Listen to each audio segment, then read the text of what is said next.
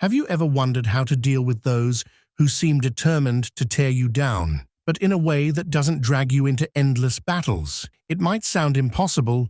After all, when someone attacks us, it's natural to fight back. Yet there exists a surprising, almost paradoxical solution in the realm of ancient philosophy, harnessing silence, discipline, and patience to dismantle an adversary from the inside out. The power behind these methods is more profound than most realize. They're rooted in the teachings of the Stoics, those thinkers who believed true strength comes not from fists or fury, but from unwavering self-control and inner composure. In many cases, the most explosive way to defeat an enemy is by not engaging in the battle they expect. This doesn't mean letting yourself be trampled or becoming someone's victim. Quite the opposite.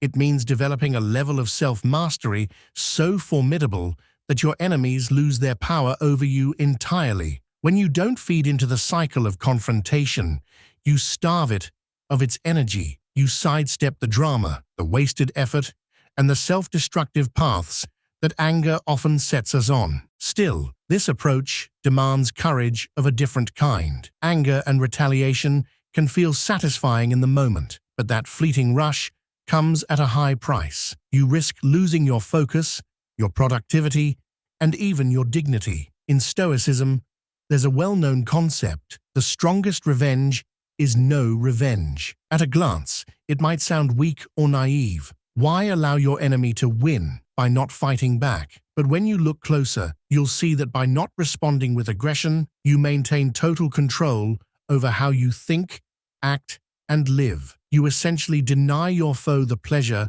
of seeing you unravel, and that is far more devastating to an aggressor's ego than any insult you could throw back. What follows are 7 Stoic-inspired weapons that reveal how to stand so firmly in your own power. No one can sway you off balance. Each step plays a unique role in gradually stripping an enemy of their leverage. From mastering the art of silence to letting time itself do the work for you, these methods provide a rare blend of psychological insight and everyday practicality. Whether you're facing open hostility or quieter forms of manipulation, you can employ these tactics to remain undefeated without ever raising your voice. But be warned, these approaches can be so disconcerting to your adversaries that you may see them lash out in confusion or desperation. That's the telltale sign these methods are working. Their anger will have nowhere to land, and they'll be forced to confront their own weakness in the face of your composure. If you've ever longed for a way to safeguard your peace while still sending a powerful message, you're about to uncover exactly how it's done. What you'll find is that genuine victory lies not in beating others at their own vicious games, but in refusing to play them at all. Let's begin. Lesson 1. The Stay Silent Method. Silence is unnerving. People often expect an immediate reaction, words, shouts, or fiery indignation when they provoke you. So when you offer nothing but composure, you flip the whole dynamic on its head. According to Marcus Aurelius, waste no more time arguing what a good man should be. Be one. In other words, let your behavior and your achievements speak in ways that verbal sparring never could. Anger thrives on attention. It wants you to get drawn into a back and forth that escalates with each retort. By staying silent, you essentially refuse to provide that fuel. Imagine a scenario at work. A colleague publicly criticizes you or tries to undermine your efforts during a team meeting. The normal response might be to defend yourself, maybe even launch a counterattack. But consider the impact if instead you simply pause, give them a measured gaze, and remain calm. You address only the factual points, if necessary. No personal jabs, no self-righteous chest-thumping. In that moment, you convey that you're not bothered or threatened by the theatrics. This quiet confidence often resonates more powerfully than a stream of defensive words. Silence also grants you time to process the situation, understand the true motives of your adversary, and decide your next step with a clear mind. It helps you dodge impulsive outbursts that could damage your reputation or relationships. Plus, it keeps you from playing into the trap your enemy might have set. After all, people who instigate conflict are often fishing for a reaction to confirm their narrative about you. By withholding that, you leave them with nothing but their own baseless accusations. Of course, there's an art to using silence effectively. You don't want to appear passive or uninterested in every case. Rather, it's about selective silence, speaking only when it truly serves your interests or clarifies important points. The more you avoid wasting energy on unproductive debates, the more your presence carries an aura of intentional calm. Enemies who try to drag you into petty quarrels often become perplexed when you don't bite. They might even start questioning their own approach, wondering why they can't provoke you the way they expect. This technique is like psychological aikido. You're redirecting the momentum of conflict so it doesn't strike you at all. Instead of ignoring the issue entirely, you're asserting that you won't stoop to combative banter. It subtly communicates, "I'm too focused on real progress to indulge in petty aggression." That's not weakness. It's a form of control that can speak volumes about your resilience. And once you've mastered it, you'll find that many so-called enemies don't have the stamina to keep harassing someone who doesn't flinch at their insults. Lesson 2. The walk-away approach. If silence disrupts an enemy's expectations in the moment, walking away annihilates their hopes for a protracted conflict altogether. There's a pervasive myth that leaving a fight equates to cowardice. In reality, the Stoics recognize that knowing when to remove yourself from a destructive situation is often the ultimate form of strength. Chasing conflict, especially when it's fueled by ego and aggression, drains your energy and attention from the goals that truly matter. Walking away isn't about surrender.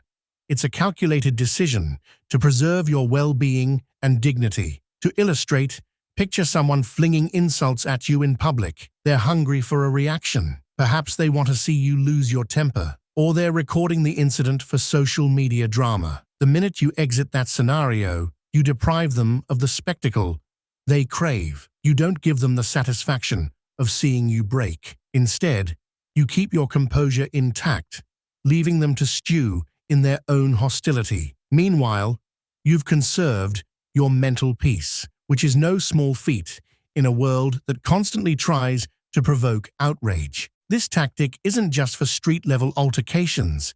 Even in professional or social settings, there comes a time when the best move is to depart from a toxic environment. If you're trapped in a cycle of repetitive arguments with a particular person or group, and you realize there's no constructive outcome on the horizon, stepping away can be a bold statement of self-respect. It shows you won't waste precious time locked in endless feuds. Your absence becomes a mirror, reflecting the absurdity of their ongoing hostility right back at them. One key aspect the Stoics emphasized is understanding what's within your control. You can't force someone to treat you with respect. You can't make them see reason if they refuse to. But you can control your decision to remove yourself from a harmful situation. That choice is entirely yours, and it's a potent declaration of independence from others' negativity. There's also a strategic element. By walking away, you preserve your resources, your emotional energy, time, and focus to invest in more worthwhile pursuits. Aggressors, on the other hand, can find themselves lost in the bitterness of a conflict that no longer has an opponent to fuel it. Over time, many such individuals implode under the weight of their own anger, while you remain poised, having sidestepped the turmoil altogether. Does this mean you should never stand up for yourself or clarify your position when needed? Of course not. There's a difference between passively allowing someone to harm you and consciously deciding to disengage from a no-win scenario. Walking away, in the Stoic sense, is an act of wisdom. It sends a clear message. I refuse to play a game that only drags me down. And when people see that you value your time and peace more than pointless arguments, your influence actually grows stronger, not weaker. Lesson 3. Kill with kindness. Some will tell you that showing kindness to an adversary is naive, even foolish. But there's a reason the phrase, "kill them with kindness," persists. It works like a charm, precisely because it's so unexpected. People who attack or insult you often anticipate hostility in return. They brace themselves for a fight or a snarky comeback. Yet when you respond with genuine warmth or politeness, you derail their entire game plan. Kindness in this context isn't about being a pushover. It's about neutralizing conflict by elevating the moral tone of the interaction. When you offer kindness, you place the burden on your enemy to either accept it and reduce tension, or lash out again and appear even more unreasonable. It's a psychologically disruptive move that exposes who they truly are. If someone insists on continuing their aggression in the face of your politeness, onlookers often see them in a more negative light. Their hostility stands out starkly against your civility. Think of this as emotional judo. You're leveraging your opponent's aggression against them, but without stooping to their level. Suppose you're dealing with a colleague who constantly criticizes your work. Instead of snapping back, you calmly thank them for their feedback, perhaps even highlight a valid point they made. That's not to say you roll over and accept unwarranted criticism. You can clarify misconceptions if they arise, but you do it in a way that disarms.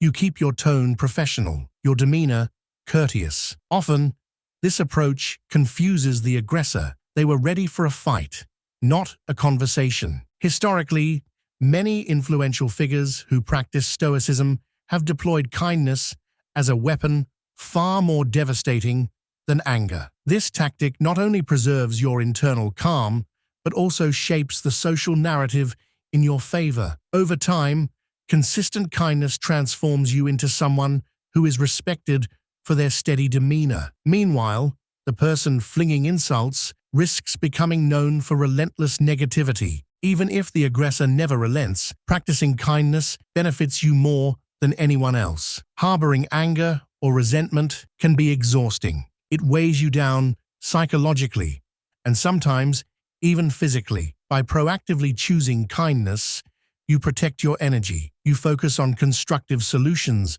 rather than destructive arguments. You also send a clear signal to anyone watching. I'm confident enough in myself that I don't need to respond with venom. This doesn't mean letting people walk all over you. Think of kindness as a strategic, measured response, a calculated demonstration of composure rather than an invitation to be mistreated. Coupled with boundaries and self-respect, kindness is a formidable shield. It keeps your conscience clean, your mind unburdened, and your adversary's hostility glaringly obvious by contrast. Lesson 4. Outgrow them. So far, we've seen how silence, walking away, and kindness can neutralize aggressive energy without forcing a direct confrontation. The next method goes a step further by transforming you from the inside out, outgrowing your adversary. Instead of obsessing over how to bring them down, you pour your efforts into becoming a stronger, wiser,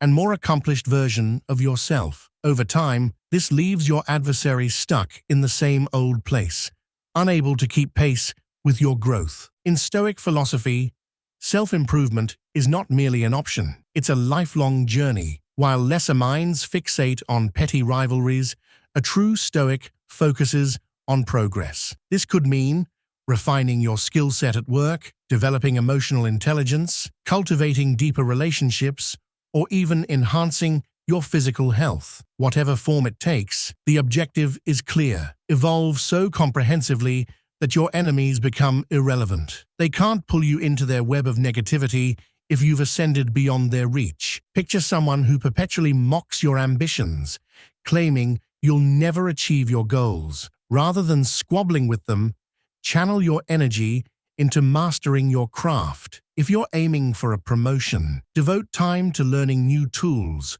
or taking on bigger responsibilities. If you're looking to build a creative project, pour yourself into honing your art, music, or writing. As your skills expand, so does your reputation and respect among peers. Eventually, your detractors' words hold little weight because everyone can see you've surpassed their outdated notion of who you are. Outgrowing your adversaries also involves a subtle shift in mindset. You stop defining success in terms of proving them wrong and instead start exploring the fullest expression of your own potential. This shift is crucial. If your primary motivation is still connected to them, you remain stuck in their orbit. But when your drive is fueled by your personal passion and values, you gain the sort of momentum that no critic can stifle. In practical terms, this could mean enrolling in advanced courses, seeking mentorship from experts, or surrounding yourself with people who challenge you positively. You nurture habits that build resilience, regular exercise, mindfulness practice, or a disciplined schedule. Over time, these small daily actions accumulate into staggering personal growth, and that growth becomes your most devastating form of revenge. Enemies who once tried to belittle you see that you've soared far beyond their expectations. They might still throw insults, but those insults ring hollow when confronted with undeniable evidence of your progress. Furthermore, outgrowing people who try to hold you back sets a precedent for how you'll handle all such conflicts in the future. You learn to see pettiness for what it is, an anchor for those who choose not to develop themselves. By continually refining your own life, you make it obvious that conflict is a distraction, not a purpose. Let others waste time on grudges if they must. You've got bigger aspirations, and nothing says, "You can't control me," better than unstoppable self-improvement. Lesson 5. Stay calm under attack. One of the hardest skills to master, yet one of the most potent, is remaining calm in the face of direct provocation. Picture someone hurling accusations at you or trying to corner you with a snide remark. Human nature urges us to snap back, to defend our dignity, or to unleash our own anger. But the Stoics teach that our real power lies in keeping our mind steady, unaffected by external chaos. This frustrates enemies to no end, because it removes their ability to manipulate your emotions. Staying calm doesn't mean you have to be devoid of feeling. It means you observe your emotional reaction without letting it hijack your actions. The moment you lose your temper, you yield control to your adversary. They succeed in dragging you into their narrative. By contrast, retaining your composure signals that you're guided by reason, not impulse. You become like a rock in a storm, battered by the wind and rain, but never moved from your foundation. In real-world terms, imagine receiving harsh criticism or enduring a public outburst from someone who seems bent on embarrassing you. The predictable route is to retaliate, maybe even escalate. A calm, collected response, or occasionally no response at all, can be far more disarming. When you remain unflappable, you strip their aggression of the impact it's meant to have. It also shows anyone observing that you're the one in control. That kind of poise is magnetic. People are drawn to those who can maintain grace under pressure. There's a strategic angle too. A calm mind is free to notice details, weigh options, and respond intelligently. Anger narrows your focus. You lock onto the perceived threat and may ignore creative or diplomatic solutions. By contrast, tranquility widens your perspective. You see the bigger picture, assess the motivations behind the attack, and can even spot your adversary's weaknesses more clearly. While they're busy raging, you're formulating your next move with precision. Additionally, calmness under fire fosters a culture of respect. When you respond to hostility with measured composure, you establish a standard for how you expect to be treated and how you treat others. Over time, even the most stubborn attackers might recognize that their behavior is ineffective. They can't force you into a frenzy.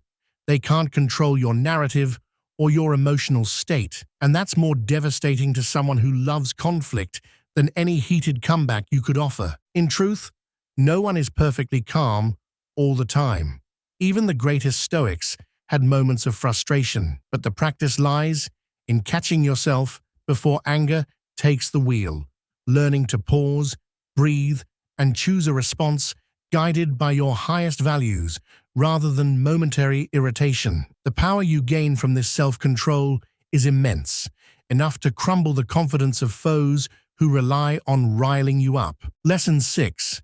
Never explain yourself. In a world where everyone is constantly asked to prove or defend their viewpoints, refusing to explain yourself can seem almost radical. Yet this principle underlies much of Stoic wisdom. You don't owe anyone a detailed justification for living according to your conscience. Strong individuals let their actions and results speak on their behalf, rather than getting entangled in endless debates about their motives. Imagine someone you know demands to know why you've chosen a certain career path, ended a toxic relationship, or started an unconventional new routine. Their tone suggests they're more interested in challenging you than understanding you. If you step into their interrogation, you'll be forced to jump through hoops of justification, leaving you vulnerable to their criticism or ridicule. By simply asserting, "This is my decision," you exercise a subtle but potent form of power. You show that you don't need their approval,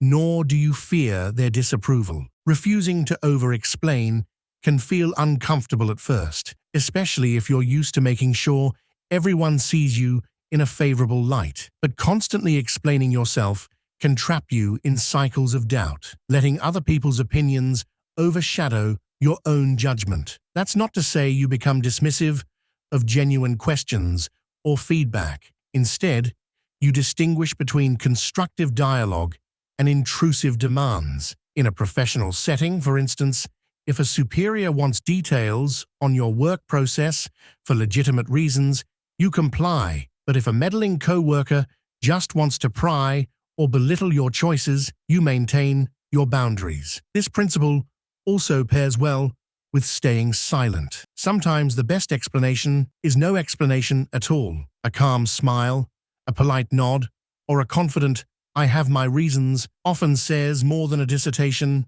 ever could. It signals you are not someone whose life or actions are open for negotiation. Your enemy, or anyone with a hidden agenda, can't easily poke holes in your resolve when you don't lay out your defenses for them to dismantle. While it might appear like a stance of isolation, it's actually an affirmation of your personal agency. You're indirectly saying, "I trust my path, and I'm not going to let you derail me with endless interrogations." Over time, people who habitually demand explanations come to realize you won't engage on their terms.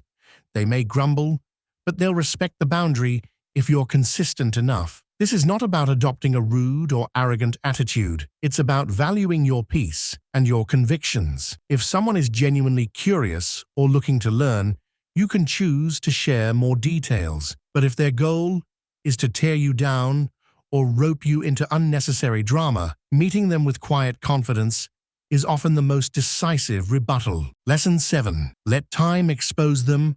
And conclusion. Sometimes you don't need to do anything overt to reveal the truth about those who oppose you. Time itself becomes the ultimate arbiter. Lies unravel, manipulative schemes fall apart, and illusions fade when scrutinized over the long run. The Stoics recognized that forcing revelations before their time can be more trouble than it's worth. Instead, they championed patience and faith in the idea that the truth, like a seed, eventually breaks through the soil on its own. If someone has spread rumors about your character, the temptation is to fight back immediately, to deny every accusation. But if you've lived consistently with integrity, those rumors will struggle to find lasting traction. People might be swayed momentarily, but your enduring reputation eventually outweighs transient gossip. In fact, enemies who rely on deceit often self-destruct when they fail to produce evidence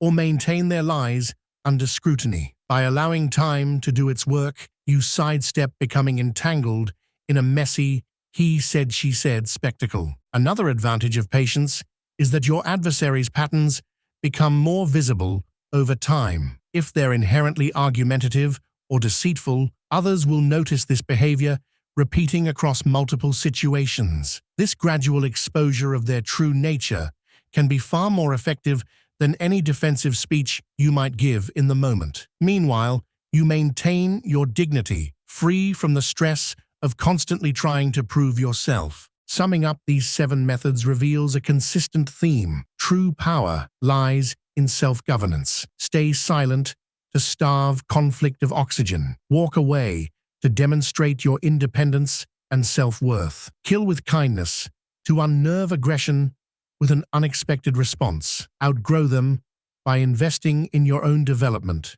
rendering petty opposition irrelevant. Stay calm under attack so you never let others dictate your emotional state. Never explain yourself when it only serves to validate their attempts to control or belittle you. Finally, let time expose them, trusting that a life lived with integrity outlasts any scheme or slander. None of these approaches advocate passive acceptance of mistreatment. They are deliberate choices rooted in self-respect, discipline, and long-term vision. They work precisely because they divert you from destructive cycles of retaliation. Instead, they guide you toward clarity, productivity, and inner peace. Each tactic draws on ancient Stoic wisdom to address a timeless human challenge: how to handle enemies without losing yourself in the process. Ultimately, these 7 methods remind us that victory over an enemy isn't about crushing them to the ground. It's about rising above the conflict, ensuring their negativity can't pull you down. Each time you employ one of these strategies, you reinforce your own resilience. Little by little, your mindset shifts from "how can I fight back" to "how can I remain unshakable?" And in that shift lies the greatest conquest of all, the conquest of your own fear, anger, and doubt. Once you've achieved that, no enemy can truly harm you.